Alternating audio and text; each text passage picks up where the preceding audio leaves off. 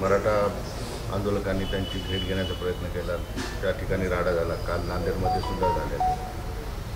राज ठाकरेच्या भूमिकेला मराठा समाज आक्रमक होता. नाही होऊ नाही.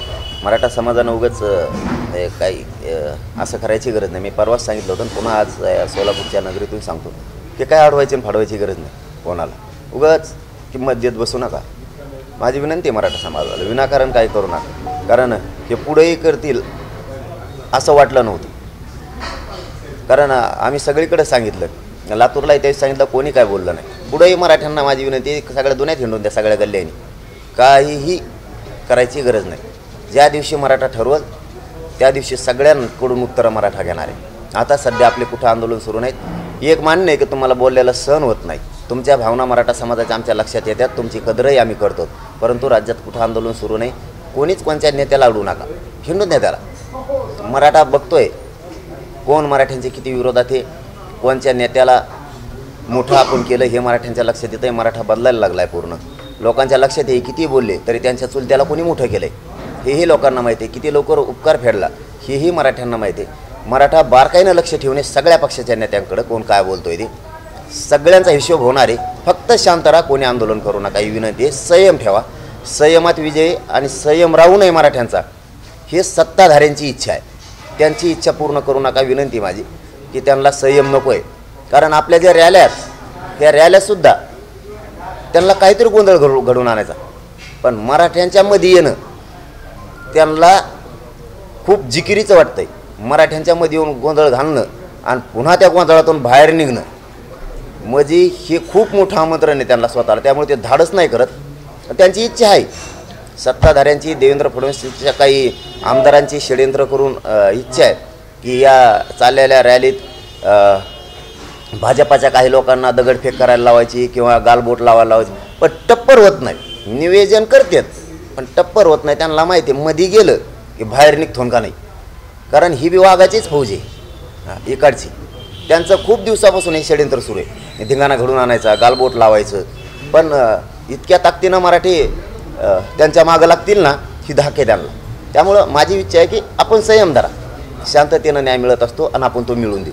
धाराशिवमध्ये जेव्हा आंदोलन झालं त्यावेळेस चर्चा करूयात असं पोलिसांनी सांगितलं, मध्यस्थी केली. तसं झाल्यानंतर सुद्धा 11 मराठा कार्यकर्त्यांवरती गुन्हे दाखल करण्यात आलेले, फक्त सरकारच्या विरोधात, राज ठाकरेंच्या विरोधात गुन्हा घोषणा दिल्यामुळे. ते कितपत योग्य? देवेंद्र फडणवीसांचं सत्ता रे बाबा, लय अवघड आहे. देवेंद्र फडणवीस साहेबांची सत्ता म्हणजे सोपी सत्ता नाही, अवघड सत्ता आहे ती. म्हणून तर आता सगळ्या जाती धर्माचे लोक एकत्र आलेत, म्हणून तर मराठे एकवटलेत ना. शेवटी त्यांच्या पक्षात असणारा मराठासुद्धा कदरला आहे की ज्या पक्षाला, ज्या भाजपातल्या मराठ्यांच्या आमदारांना आपण मोठं केलं, त्यांचा नेता आपल्या जातीच्या विरोधात बोलतोय, षड्यंत्र करतोय, सापळा रचतोय, माझ्या विरुद्ध SIT लावतोय. तसंच त्या पोरांनी नुसत्या घोषणा दिल्यात धाराशिवच्या, म्हणून त्यांच्यावरती गुन्हा दाखल केला आहे. हे मराठ्यांच्या आता लक्षात येतं आहे. तसंच धनगर बांधवांच्याही लक्षात आलं की आपल्यालाही फसवलं यांनी. 10 वर्ष झालं आरक्षण देतो म्हणे.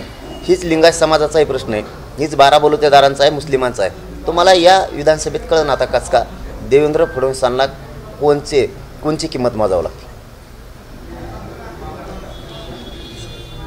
चलो ओके, धन्यवाद. प्रश्न दरेकर म्हणताय ही शांतता रॅली नाही आहे, तर ही द्वेष पसरवणारच आहे. ते येडं झालं का करणार. जाऊ दे, अभियान बाबा त्यांच्या हातात. मुख्य सूत्रधार आहेत नाही काय, एखादा मोठ्या हत्याकांडाचा सूत्रधार असतो तसं मेन सूत्रधार आहे बाबा तो. त्याच्यापासून बोलायला मला भेव वाटते त्याला बोलायला. तो खूप मोठा सूत्रधार आहे.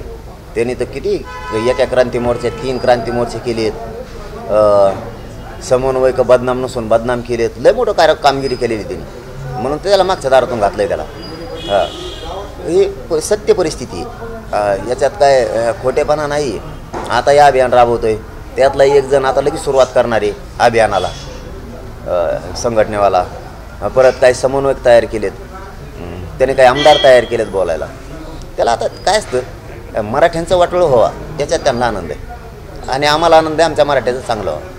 त्यांना वाटतं त्यांचा नेता पक्ष मोठा व्हावा, जात मिली तरी चालत. माझी इच्छा आहे जात तिला तर मरू नाही द्यायचं, हे संपले तरी हरकत नाही. आणि म्हणून भाजपातला मराठा खूप नाराज झाला आहे त्यांच्यावर. सामान्य मराठ्यांना असं वाटतं यांना मोठं करून लई मोठी चूक केली, आपल्या जातीच्या विरोधात आणि आरक्षणाच्या विरोधात गेली. बघा तुम्ही आता हे जर असंच करत राहिले तर पुढं काय होतं. मुंबईतल्या सीटाचं सुद्धा बघा काय होतं. आता तरी आम्हाला थोडंफार मागं पुढं वाटत होतं मुंबईतल्या सीटाबद्दल, पण आम्ही एकूण जे आढावा घ्यायला लागलो ना, भाजपच्या मुंबईच्या बी भाजपच्या सीटाला आणि नागपूरच्या सीटाला काय होतं तुम्ही नुसते मजा बघा. तुम्ही करत राहा म्हणा फडणवीस साहेबाला असंच. तुम्ही अशाच बैठका घ्या, आमच्या विरोधात रॅल्या काढायला लावा, छगन भुजबळला षडयंत्र करायला लावा. परत आता नवीन नवीन नेते बोलायला लागले त्यांना बोलायला लावा. तुम्ही संघटना फोडा. याचे परिणाम काय होते तुम्ही थोडे दिवस दमदारा नसता आमचं हाय ते आरक्षण द्या, आम्हाला राजकारणाचं देणं घेणं नाही.